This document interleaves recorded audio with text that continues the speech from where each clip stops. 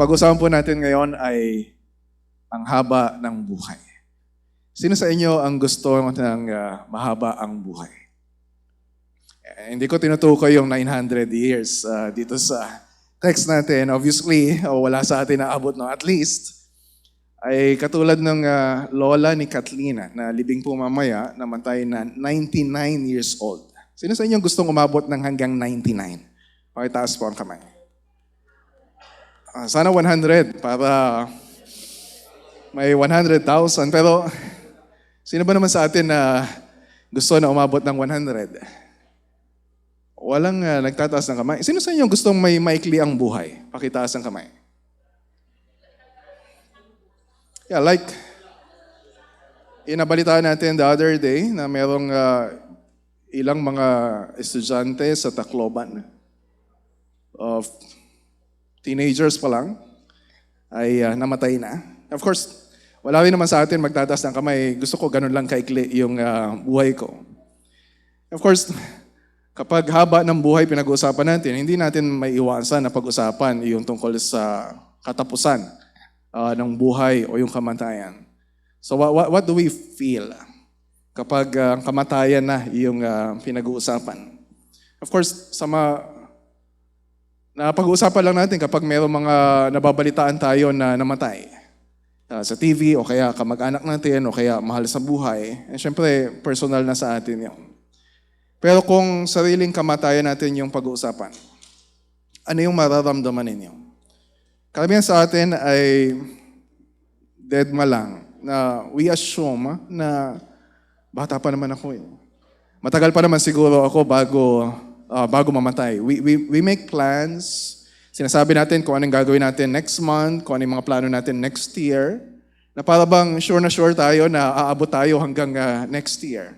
Diba sabi nga ni James chapter 4, verse 14, hindi nga ninyo alam kung anong mangyayari sa inyo sa araw ng bukas. Ang buhay ninyo ay parang usok lamang, sandaling lumilitaw at agad nawawala. Ang iba naman, siguro sa mga mas matanda sa atin, baka natatakot na dumating yon. Maaring sa sarili natin o kaya sa mga mahal natin sa buhay. And natural lang na tayo po ay matakot sa pagdating ng kamatayan dahil hindi naman talaga mabuti.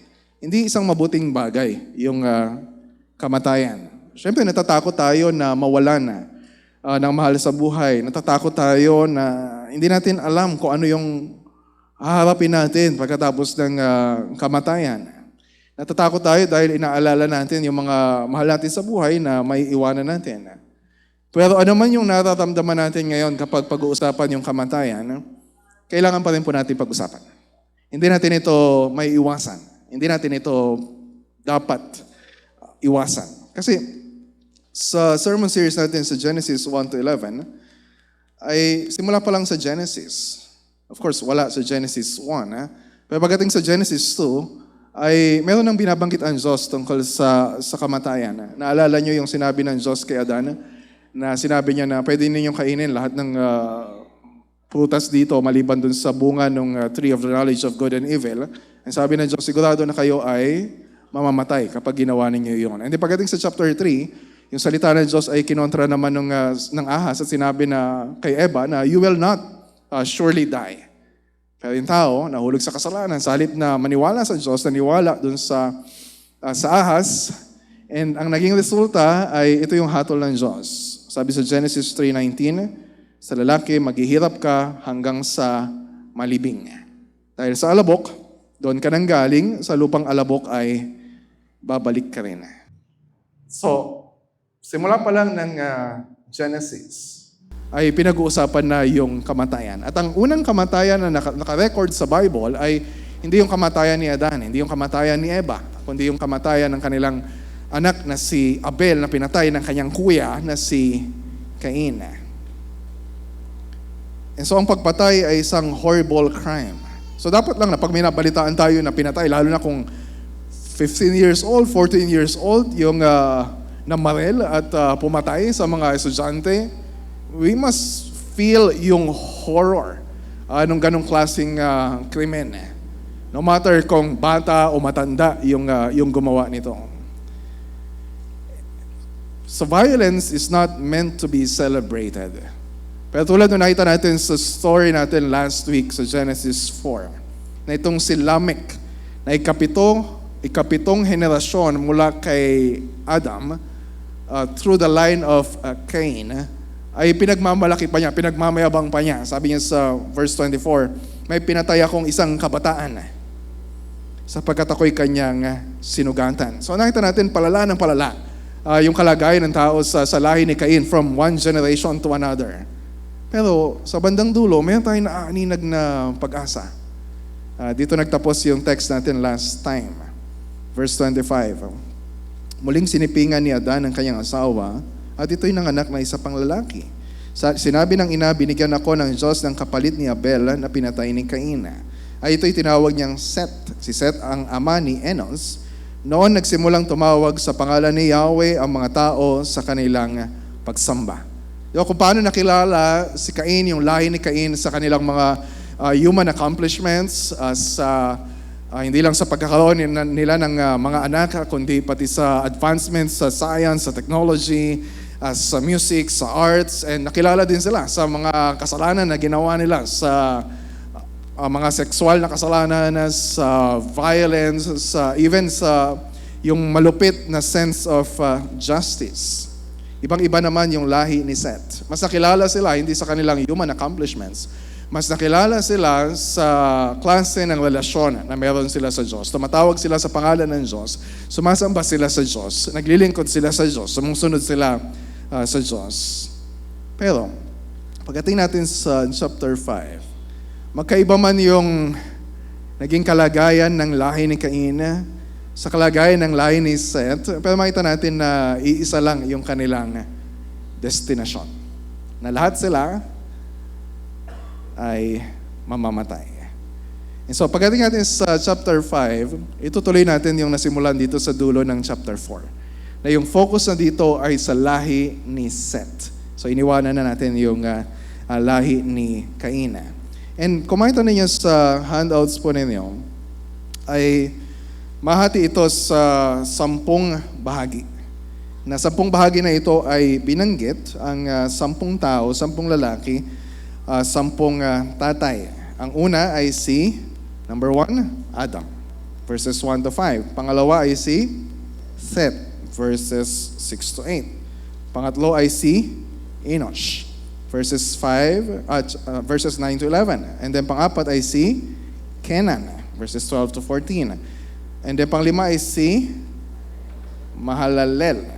Okay, so practice po ninyo na bigkasin. Kung magkakaanak po kayo, meron kayong pamimilian ng ipapangalan sa inyong mga anak.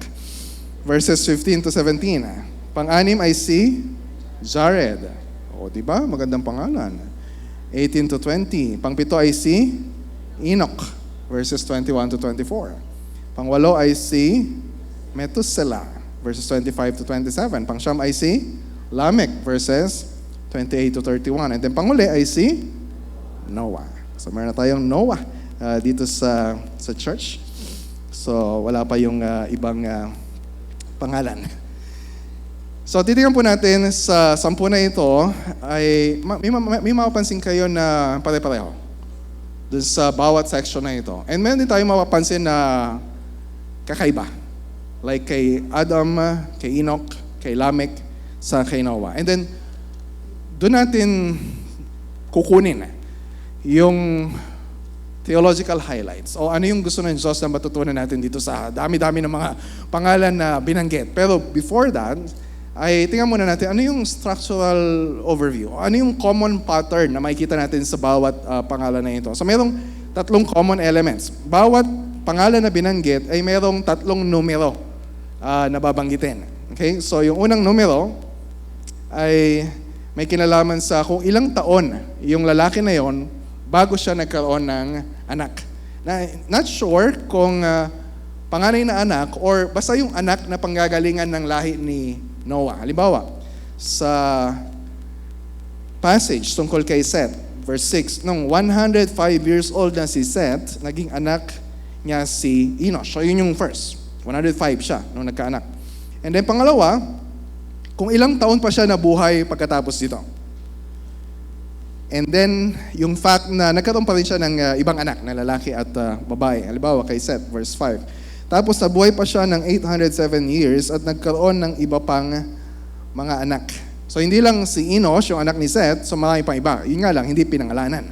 Hindi sinabi kung gaano karami. Ang point nito ay kung sino yung pinaka-importante na anak na hindi ibig sabihin na pinaka-paborito, kundi dito nang galing yung sa plano ng Diyos, dito manggagaling yung binhi ng babae na dudulog sa ahas. So always remember Genesis 3:15 kapag pinag-aaralan natin yung Genesis. And yung pangatlo, so dalawang numbers na. Yung unang number ay kung ilang taon siya bago naging anak yung sa manggagaling yung lahi ni Noah. And then pangalawa, kung ilang taon pa siya nabuhay. And then pangatlo, ay kung ilang taon yung kabuang buhay niya. So madali lang. I-add mo lang yung number 1 at number 2. Halimbawa, verse 8, namatay siya sa edad na 912. Saan ang galing yung 912? 105 plus 807 equals 912. So magamit ni Genesis 5, hindi lang pagkuhanan ng pangalan sa inyong anak, kundi math lesson. Sa mga nag-homeschool. Okay? But more than that, merong tinuturo dito ang Diyos na igit na mahalaga. Na makita natin pare-pareho. And even kay Noah, ay ganun din yung binanggit. Bagamat simula lang yung number na binanggit kay Noah, 500 years old, sa verse 32, nung nagkaroon siya ng 3 anak. Hindi sinabi kung ilang taon siya nung unang anak. So, 500 years old. Tapos, medyo bibitinin lang muna. Kasi yung chapter 6 at chapter 9 tungkol na sa pagdating ng malaking baha sa time ni Noah. And then sa dulo ng chapter 9, verse 28, nabuhay pa si Noah ng 350 years, namatay siya sa edad na 950. So, nakita ninyo kung pare-pareho yung pattern na ito. And if we will pay attention dun sa ano yung common, dun sa pattern na nakikita natin dito, meron tayong important theological lesson na matututunan. At yun yung number 1 sa theological highlight. Na sa haba-haba ng buhay ng tao, so nakalagay yan sa notes niyo, sa haba-haba ng buhay ng tao, may katapusan ang kamatayan. Yes, kumpara ngayon, higit na mas mahaba yung buhay ng tao. Kung pagsasama-samahin nyo yung timeline dito, 10 generations kung walang gap na, kasi minsan yung genealogy, hindi nilalagay kung ano yung meron pa sa gitna. So kung walang gap, hanggang sa pagdating ng baha, ang total number of years from Adam hanggang sa pagdating ng baha ay 1,656 years. Sa bahay na lang ninyo i-check kung tama yung sinasabi ko. Ang point dito, ang haba ng buhay ng tao, 10 generations, 1,656 years. So ganun yung sakop na timeline ng Genesis 5. Tapos yung pinakamatanda na binanggit dito ay sino? Ito sila. 969. Ang pinakabata, si Enoch. 365 years old lang nung siya ay namatay. Pero pagkatapos ng baha, di ba sinabi ng Diyos, pagdating natin sa Genesis 6:3, na 120 years lang yung aabutin ng buhay ng tao. So bihira na yung aabot ng 120. Kasi katulad ng binasa natin kanina sa Psalm 90, verse 10, ang mga taon ng aming buhay ay 70 taon o kung malakas kami ay 80 taon. Ngunit ang mga ito ay hirap at kaguluhan lamang, ang mga ito ay madaling lumipas at kami ay mawawala. So merong mga tao na lumalagpas doon sa edad na yon. Kung titignan niyo yung Guinness Book of World Records, yung pinakamatanda na bago namatay ay si Jean Louis Calment sa France. 122 years and 164 days. And then yung pinakamatanda na nabubuhay pa ngayon ay si Ethel Caterham from the United Kingdom. Siya ay almost 117 years old na. Okay, hindi ko lang alam kung meron sa kanilang 100,000 kapag umabot ng 100 years. So nakita niyo yung haba ng buhay ng tao, hindi lang sa panahon noon, kundi hanggang ngayon. Relatively speaking, sa ating 100, mahabang buhay yon. At yun ay nagpapakita ng laki ng habag ng Diyos sa atin ng mga makasalanan na hindi nararapat na mabuhay ng matagal. So lalo na pag-usapan natin 600 years, 900 years, di ba natin nakikita kung gaano kahaba yung pasensya ng Diyos na pinagtitiisan niya yung mga tao na araw-araw ay nagre-rebelde laban sa Kanya. Dahil sila ay makasalanan. And then, sa time na ito, hindi pa binabagsak ng Diyos yung full effect ng fall o ng kasalanan ng tao, kaya ganun pa kahaba yung buhay ng tao. But amazing yung patience ng Panginoon. So, mabuhay ka man ng mahaba o higit na mas maikli kumpara sa mga tao na ito, hindi natin may de-deny yung katotohanan na ang tao ay mamamatay. May hangganan yung buhay natin. Ayaw man natin isipin, one day, we will die. One day, tayo yung paglalamayan. Yeah, so dinabi-dami ng binanggit dito. Nakita niyo yung kung ano yung ending palagi nung bawat section. Tungkol kay Adam, sa dulo, at siya'y namatay. Tungkol kay Seth, at siya'y namatay. Tungkol kay Methuselah, at siya'y namatay. At siya'y namatay. At siya'y namatay. Gaano man kahaba yung buhay ng tao, gaano man karami yung accomplishments ng tao, gaano man siya kasikat, the fact remains, everyone will die. Masaklap kapag dumating yung araw na yon. Yes, pag namatay ka, maraming iyak sa'yo.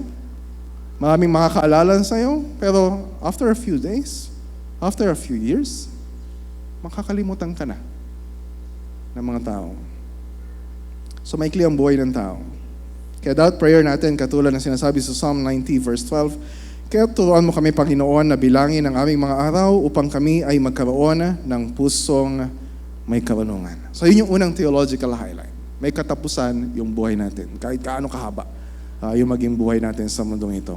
And then yung last 4 na theological highlights, manggagaling naman doon sa mga sections sa chapter 5 na merong pagkakaiba doon sa ibang section. So let's start kay Adam sa verses 1 to 5. Dito manggagaling yung number 2 and number 3 sa theological highlight natin. And unique yung first 2 verses. Kasi bago sabihin na namatay si Adam sa verse 5, binalikan muna sa Genesis 5, verse 1 to 2, yung story sa Genesis 1. Nagpaalala na nung simula ay walang kamatayan. Verse 1 and 2. Ito ang aklat ng mga salinlahi ni Adan. Nang lalangin ng Diyos ang tao, siya ay nilalang sa wangis ng Diyos. Lalaki at babae, silang nilalang at sila'y binasbasan at tinawag na Adan ang kanilang pangalan ng araw na sila'y lalangin. Sabi sa verse 1, ito ang aklat ng mga salinlahi ni Adan. Sa ESV, yung salinlahi ay generations, or sa Hebrew ay toledot. So, ito ay talaan ng mga ipinapanganak. So, ibig sabihin, kung paano yung buhay ay nagpapasa-pasa from one generation to another. And this is a common structural marker sa Genesis. Nabagin ko na ng mga nakaraang sermon na merong 10 toledot sections sa Genesis. Yung una, nakita na natin sa Genesis chapter 2, verse 4. Ito ang kasaysayan or generations o toledot tungkol sa langit at lupa. And then sa Genesis 6:9, yung susunod kay Noah. And then yung pangalawa ay nandito sa Genesis 5. At yung verses 1 to 2 ay summary ng Genesis 1:26 to 28. Na nagpapaalala sa atin na ang Diyos ang lumikha sa tao. Ang Diyos ang nagbigay ng buhay sa tao. Na ang intensyon ng Diyos sa tao ay basbasan ang tao, ipagkaloob yung lahat ng kailangan natin para tayo ay mabuhay. Ibig sabihin, hindi kasama sa original na intensyon ng Diyos sa paglikha sa tao ang patayin ang tao o ang kamatayan. Nung pinangalanan, pansinin niyo yung verse 1 and 2, pinangalanan yung sangkatauhan, sinabi lang sa MBB sangkatauhan. Pero literally, ito ay Adam. Na ipinangalan hindi lang kay Adam na lalaki, kundi ito'y pinangalan sa buong sangkatauhan. Na nagpapaalala sa atin na tayo, bawat isa sa atin ay galing kay Adam. Yung buhay natin, galing kay Adam, na galing sa Diyos. So tayo ay nilikha sa larawan ng Diyos. Ibig sabihin, the fact na meron tayong buhay ay nagpapakita na meron tayong Diyos na pinanggalingan ng buhay natin. And mahalaga ito para sa mga Israelita during that time. Na makita nila kung ano yung puso ng Diyos sa kanila. Naalala ba ninyo? Nung pagkalabas pa lang nila sa Egypt, tapos wala na silang makain, wala silang mainom, di ba? Nagreklamo na agad sila. Sinabi na, nagreklamo sila kay Moises na, dinala lang ba kami dito ni Yahweh para kami ay patayin? Mas mainam pa na doon kami sa Egypt. Mainam pa maging alipin kami, kaysa naman mamatay kami sa disyerto. And then after 1 year, nung papasok na sila sa Promised Land, ganun ulit. Dinala ba kami nandito ng Diyos, dadalhin doon sa Canaan para lang patayin ng mga tao na nandun? Mainam pa sana na bumalik kami doon sa Egypt. Akala nila ang puso ng Diyos sa kanila ay niligtas sila tapos papatayin din sila. Hindi tayo nilikha ng Diyos, binigyan ng buhay para lang tayo ay patayin. Ang gusto ng Diyos sa atin ay magkaroon tayo ng buhay. Ezekiel 18 verse 32. Sapagkat wala akong kaluguran, sabi ng Diyos, sa kamatayan ng sinuman. Kaya't magsibagbalik loob kayo at mabuhay. Ito ang itong puso ng Diyos sa atin ng mga makasalanan. Ganon din sa New Testament. Pagdating sa 2 Peter chapter 3 verse 9. Yung katotohanan na tayo ay may mahabang buhay, yung katotohanan na tayo ay may buhay pa ngayon ay nag-indicate na binibigyan tayo ng Diyos ng pagkakataon para magbalik loob sa Kanya. 2 Peter 3:9, nagbibigay siya ng pagkakataon sa lahat sapagkat hindi niya nais na may mapahamak o may mamatay, kundi ang lahat ay makapagsisi at tumalikod sa kasalanan. Anong kinalaman ng kamatayan at kasalanan? Ito yung pangatlo na theological highlight. Pumasok ang kamatayan dahil sa kasalanan. May kamatayan dahil may kasalanan. And nandito pa rin tayo kay Adam. Pansinin niyo sa verse 3, nung nagkaroon siya ng anak, kung paano dinescribe yung pagkakaroon niya ng anak. Hindi na ito sinabi sa mga sumunod na bahagi. Ang sabi sa verse 3, nabuhay si Adan ng 130 taon at nagkaroon ng isang anak na lalaki. Hindi agad sinabi na ang pangalan ay Seth. Ang sabi, isang anak na lalaki sa kanyang wangis ayon sa kanyang larawan at tinawag ang kanyang pangalan na Seth. So namatay si Adan sa edad na 930 years. Dahil sa kanyang kasalanan. Di ba sabi ng Diyos, kapag kumain kayo, sigurado kayo ay mamamatay. Si Seth ay namatay sa edad na 912 years. Yes, dahil din sa kanyang kasalanan. Pero yung pinakaugat nito, dahil siya ay ipinanganak, sinabi ba dito na ayon sa wangis ng Diyos? Ayon sa wangis ni Adan. So si Seth ba, nasa kanya pa rin ba yung wangis o larawan ng Diyos, image of God? Yes. Kasi si Adan ay nilikha sa larawan ng Diyos. So yung good news, yung larawan ng Diyos ay hindi totally nawala pagkatapos ng pagkakasala ni Adan. Ang pagkakaiba, hindi lang ipinasa ni Adan yung pagiging kalarawan ng Diyos, ipinasa din sa kanyang anak dahil siya ay sa wangis ni Adan na isang makasalanan. Ipinasa sa kanyang anak ang corrupted image of God. Kumbaga sa isang salamin, basag na salamin. Makikita pa rin sa ating mga tao yung reflection kung sino ang Diyos, pero blurred or broken image yung nakikita sa atin. Yun ay dahil sa kasalanan. So dahil sa kasalanan na minana ni Seth kay Adan, dahil sa kasalanan na minana ng mga anak natin mula sa atin ng mga magulang, like father, like son, kung paano tayo mamamatay, yung mga anak din natin ay mamamatay. Sabi ni Paul sa chapter 5 ng Romans, verse 12, Ang kasalanan ay pumasok sa sanlibutan sa pamamagitan ng isang tao, si Adan. At ang kamatayan ay pumasok sa pamamagitan ng kasalanan. Dahil dito lumaganap ang kamatayan sa lahat ng tao sapagkat ang lahat ay nagkasala. Kaya paulit-ulit dun sa section natin, at siya'y namatay, at siya'y namatay, at siya'y namatay dahil ang lahat ay nagkasala at hindi nakaabot sa kaluwalhatian ng Diyos. Kasama ba dito yung mga bata? Kasama ba dito yung mga bagong silang na mga sanggol? Kasama ba dito yung ipinagbubuntis pa lang sa sinapupunan ng kanyang ina? Yeah, sabi ni David sa Psalm 51 verse 5, ako'y masama na buhat ng isilang, makasalanan na nang ako'y iluwal. And that's true of David. Kaya dapat lang na siya ay mamatay. Pero nung nagkaanak siya kay Bathsheba, yung anak nila 7 days pa lang ay namatay. And wag natin sasabihin na merong namamatay na innocent person. There's no innocent person in the world. Lahat tayo ay namamatay dahil lahat ng tao ay makasalanan. Kahit hindi pa nakakagawa ng aktwal na kasalanan. And ito yung totoo sa first generation ng mga Israelita na lumabas sa Egypt. Na yung second generation, yung bago pumasok sa Promised Land, isa-isa nilang nakikita yung mga magulang nila at inililibing sa disyerto na sila ay namatay dahil sa kanilang kasalanan. Bakit may mga namatay na estudyante sa Tacloban? Yung immediate answer natin kasi merong pumatay sa kanila. Pero, bakit merong pumatay sa kanila? Sabihin ng iba, kasi yung mga video games na nilalaro nila ay mga violente. Sabihin ng iba, kasi mga magulang nila ay pabaya. Sabihin ng iba, kasi hindi maganda yung batas natin tungkol sa pagkaparusa sa mga bata. Kasi incompetent yung government natin.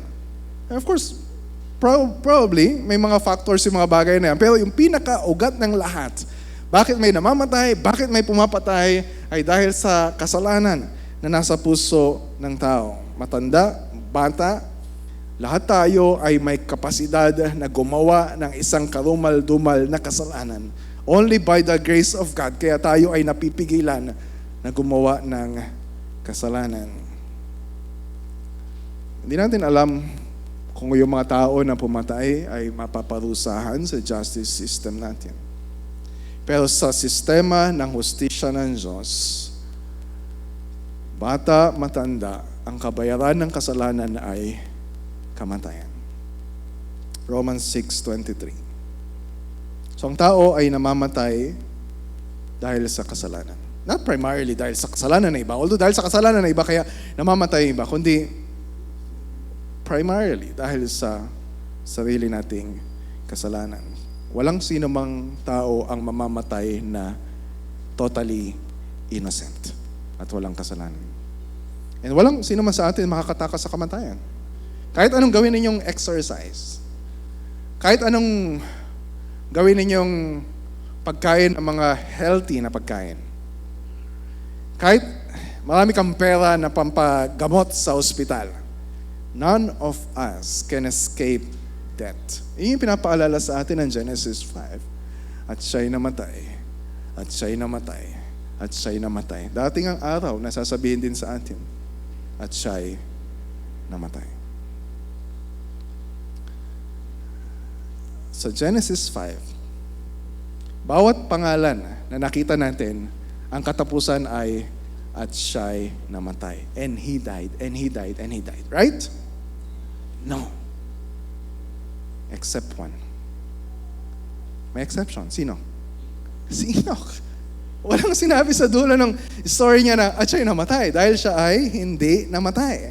Look at verse 21 hanggang 24. Nung 65 na si Enoch, naging anak niya si Methuselah. Tapos nabuhay si Enoch ng 300 years kasama ang Diyos. Sa ESV, walk with God. He walked with God. Umabot siya sa edad na 365. Namuhay siyang kasama ang Diyos. Walked with God. Tapos, bigla siyang nawala.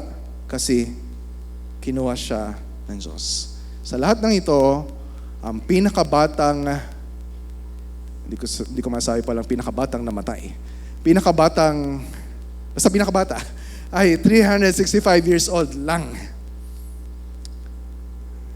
Tapos sabi sa verse 24, so hindi siya namatay.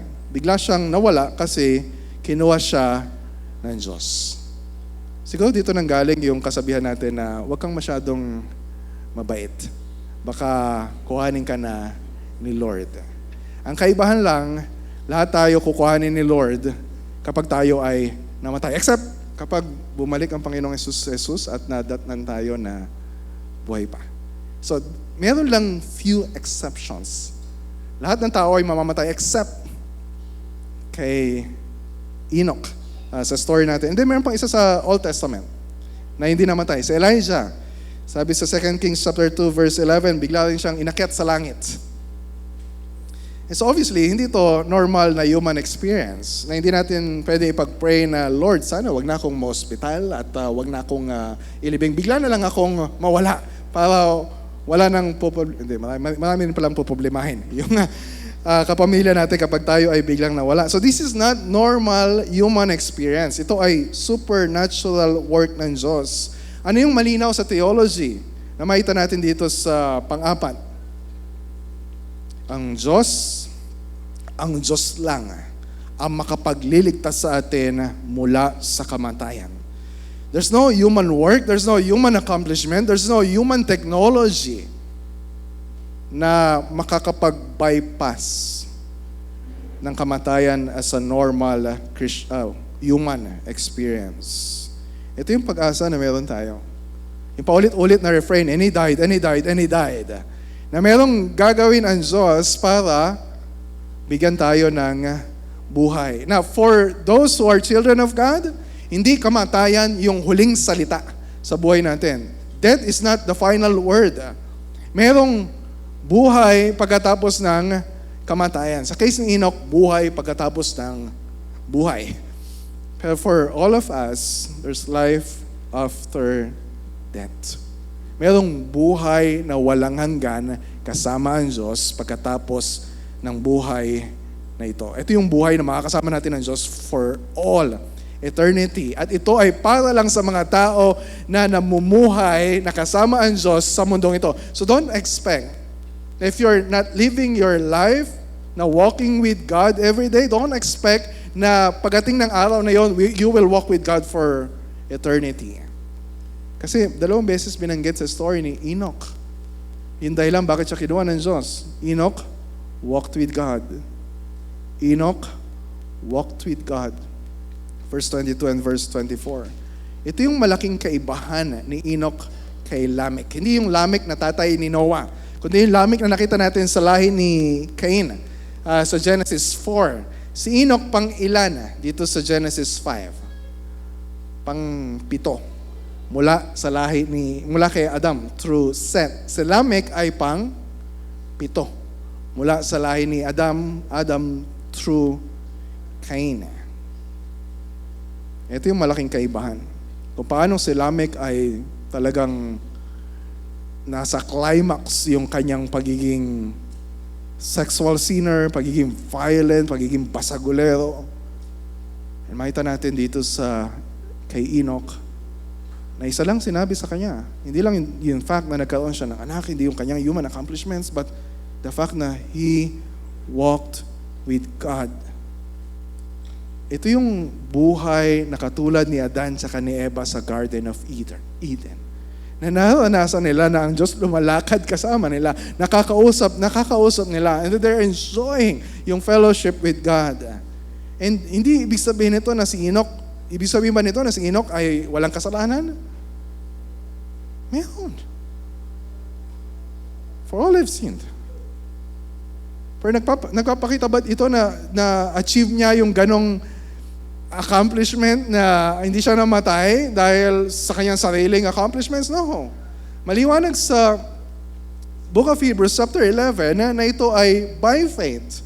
Salvation is not by works, not any human work, by faith sa gawa ng Diyos. Hebrews 11:5, by faith Enoch was taken up so he should not see death, and he was not found, because God had taken him. Now before he was taken, he was commended as having pleased God. Dahil siya ay sumasampalataya sa Diyos. So relatively speaking, si Enoch yung may pinakamaikling buhay dito sa Genesis 5. Anong tinuturo nun? Ang halaga ng buhay natin ay hindi sa haba ng buhay natin. Ang halaga ng buhay natin ay hindi sa dami ng ma-accomplish natin habang tayo nabubuhay dito. Ang halaga ng buhay natin ay hindi yung maraming tao na nakakakilala sa atin. And it's not about us drawing attention to ourselves. Ang halaga ng buhay, kahit gaano kaikli ang buhay ninyo, ang halaga ng buhay ay matatagpuan sa katotohanan na we are walking with God. Like Enoch. Kasi if you're not walking with God now, don't expect na you will walk with God for eternity pagkatapos na ikaw ay mamatay. Okay. So, totoo na exceptional yung case ni Enoch. But it doesn't mean na isang tao lang yung ililigtas ng Diyos. Na ililigtas ng Diyos mula sa kamatayan. Sa lahi ni Enoch, siya lang yung nakabypass ng kamatayan. Nawala na siya. Hindi naman niya nasama yung asawa niya. Wala naman siyang naisama ng mga anak niya na nakasunod din sa kanya, na hindi namatay. Pero sa plano ng Diyos, meron siyang ipapadala. And that's why Enoch, hindi si Enoch yung kailangan natin kasi we cannot be saved by Enoch. Meron papadala ang Diyos na isang Savior to deliver humanity from the bondage of death. Meron isang Savior. Yun yung highlight ng Genesis 5 sa dulo. Meron siyang pinadala na tagapagligtas na sasalamin sa tagapagligtas na ipapadala niya. Hundreds of years from Genesis 5. Yun ay nasasalamin kay Noah na anak ni Lamech. A different Lamech.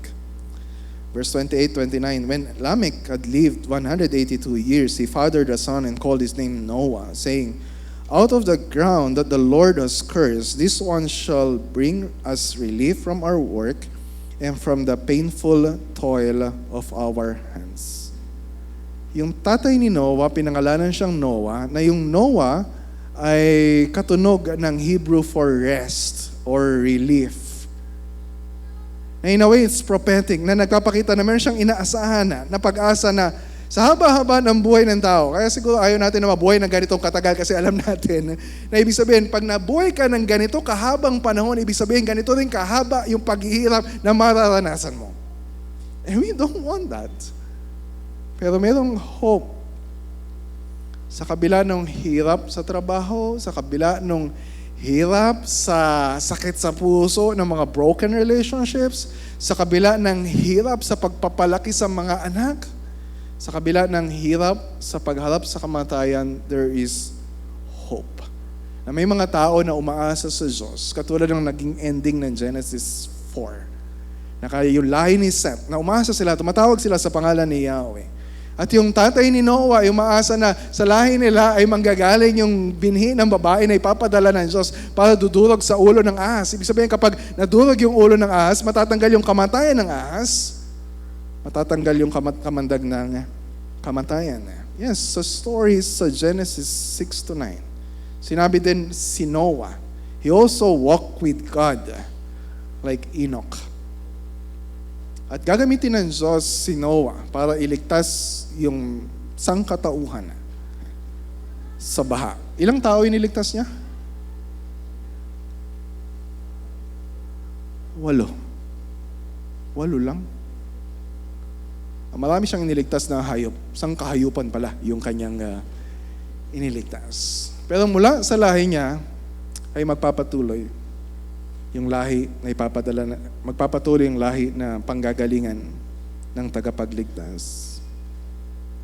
At yun ay walang iba kundi si Kristo.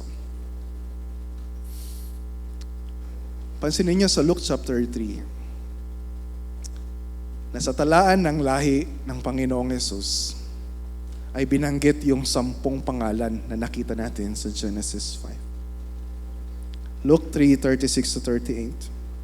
Na ang Panginoong Yesus, the son of Noah, the son of Lamech, the son of Methuselah, the son of Enoch, the son of Jared, the son of Mahalalel, the son of Cainan, the son of Enos, the son of Seth, the son of Adam.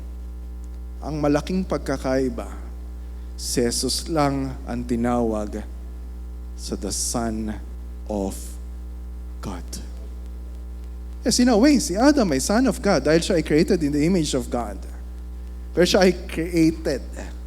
Unlike the Lord Jesus Christ, na uncreated, eternally begotten. Ipinanganak mula sa walang hanggan. Siya yung image of the invisible God, sabi sa Colossians 1:15. Perfect image, hindi broken image. Ang Panginoong Hesus lang yung tao na ipinanganak na merong taglay na perfect image of God. Walang bahid ng kasalanan. And is better than Enoch. Because Christ walked with God perfectly. Obedient to God perfectly. Enjoying yung fellowship with God the Father perfectly, infinitely, from eternity hanggang sa kanyang buhay dito sa mundo. Unbroken fellowship with the Father. And so dahil doon, si Kristo lang yung perfectly qualified na tayo ay iligtas mula sa kamatayan. Walang ibang makapagbibigay ng kapahingahan. Yung hope ng father ni Noah is an unfulfilled hope na yung fulfillment ay manggagaling kay Kristo. Dahil sa krus, ang Panginoong Hesus ay dumaan sa kamatayan para akuin yung sumpa na dulot ng kasalanan. Wala siyang kasalanan na tulad natin. Wala siyang minana na sinful nature na katulad natin. Siya lang, pero siya yung namatay. Siya yung pinatay. Siya lang yung namatay sa buong kasaysayan na totally innocent, na perfectly righteous. Sa ikatlong araw, siya ay muling nabuhay at nagtagumpay laban sa kasalanan, kamatayan at kasamaan. So ang tagapagligtas na ipinangako ng Diyos ay dumating na dahil dumating na ang Panginoong Hesukristo. Ano sabi sa Romans 6:23? Sapagkat ang kabayaran ng kasalanan ay kamatayan. Ngunit ang kaloob ng Diyos, walang bayad na kaloob ng Diyos ay buhay na walang hanggan sa pamamagitan ni Kristo Jesus na ating Panginoon. Napakaikli ng buhay ng Panginoong Jesucristo sa mundo. He died 33, 34. Hindi siya nagkaroon ng anak, biologically speaking. Pero dahil siya ay namatay, dahil siya ay muling nabuhay, napakaraming tao ang nagkaroon ng buhay. Nagkaroon ng buhay na walang hanggan. So, kung pagkasamasamahin natin yung 5 theological highlights, we can summarize it this way. Ang lahat ng nakay Adan ay mamamatay. Gaano man kahaba yung buhay natin. Ngunit ang lahat ng nakay Kristo sa pamamagitan ng pananampalataya ay may buhay na walang hanggan at makakasama ang Diyos for all eternity kahit gaano kahirap yung maging buhay natin sa mundong ito. Ulitin ko. Ang lahat ng nakay Adan ay mamamatay dahil sa kasalanan.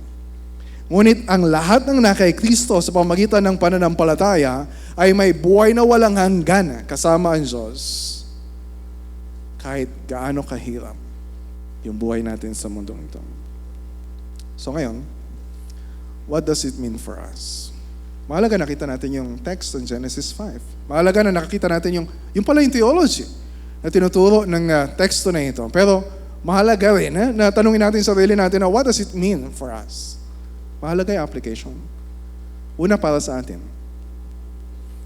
Para sa atin. Malaki yung tsansa na ikaw ay mamamatay. Natural lang na ito ay katakutan natin. Of course, kapag namatay tayo, we will lose something very precious. Kasi mawawala yung buhay na bigay sa atin ng Diyos. And yung life na meron tayo is something very precious na galing sa Panginoon. Yes, pinag-aalala natin pagka namatay yung ibang tao, ano maramdaman natin, paano na tayo. Pero syempre yung utmost concern natin ay yung sarili natin buhay. Paano kapag namatay ka na? Ano yung higit mong kailangan? Handa ka na ba kapag namatay ka?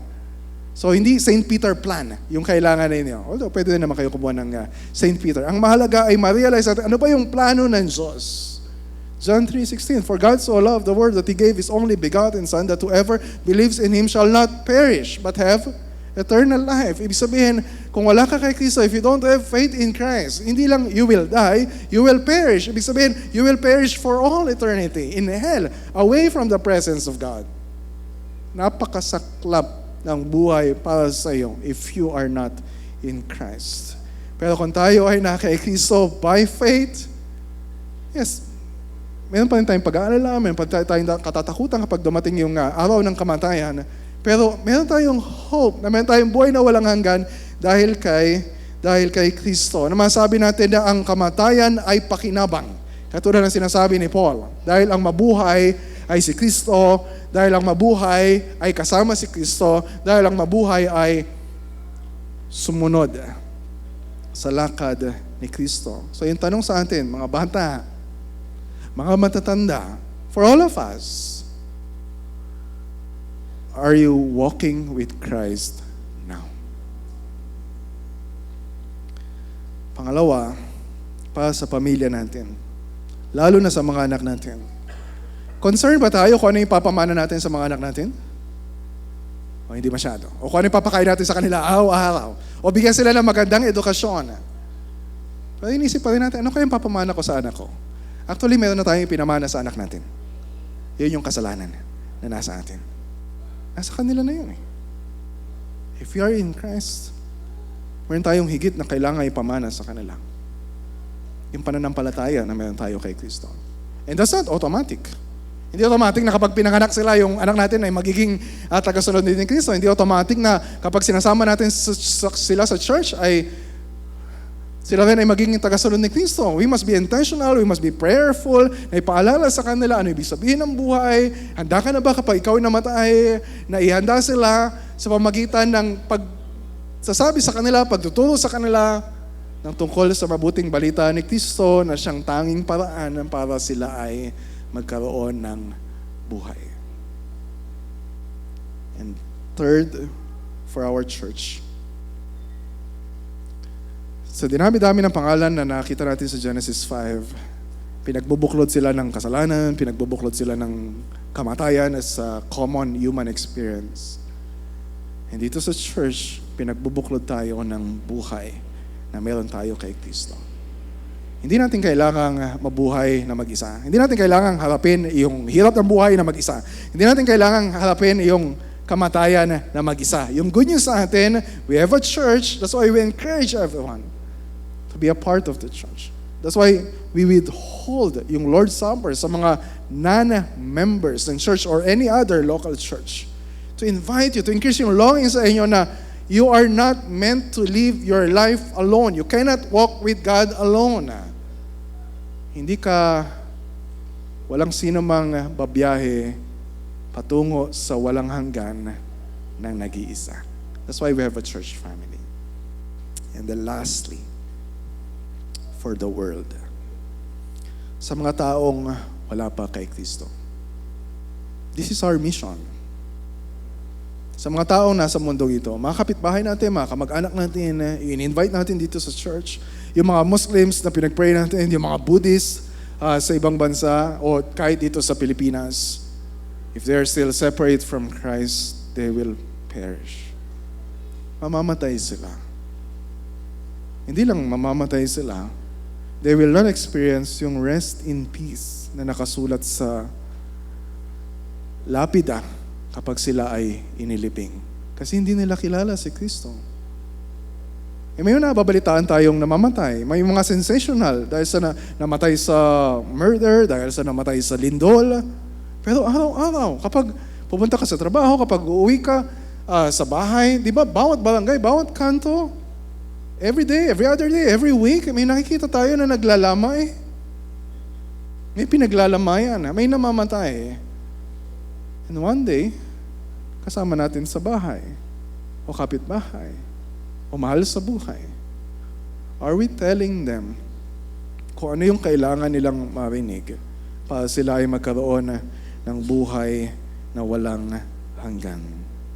And para sa lahat sa atin, ano man yung hinaharap natin ngayon, ano man yung pakiramdam natin kapag darating yung kamatayan, whatever the state of our heart is, kapag ito yung pinag-uusapan, pakinggan nating mabuti kung ano sinasabi ng Panginoong Hesus. Tulad ng sinabi niya kay Apostle John sa Revelation, part ito ng Bible reading natin last week.